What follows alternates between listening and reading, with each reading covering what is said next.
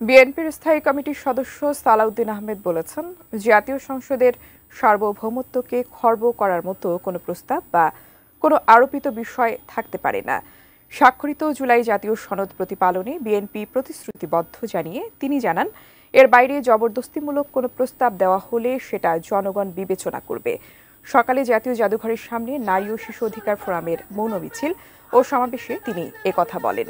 সালাউদ্দিন আহমেদ বলেন, ধর্মের নামে রাজনীতি করা একটি দলের হাতে নারীরা নির্যাতিত হচ্ছে।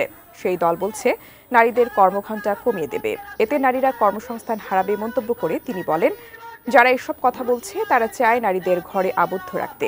সালাউদ্দিন আহমেদ জানান, শুধু গণভোটের মাধ্যমে আইন তৈরি বা সংবিধান সংশোধন করা যাবে না, সবকিছু সংসদের মাধ্যমেই করতে হবে। জুলাই জাতীয় সনদ যেভাবে রচিত হয়েছে, প্রণীত হয়েছে, স্বাক্ষরিত হয়েছে, সেই জাতীয় সনদ আমরা অক্ষরে অক্ষরে প্রতিপালন করার জন্য অঙ্গীকারাবদ্ধ।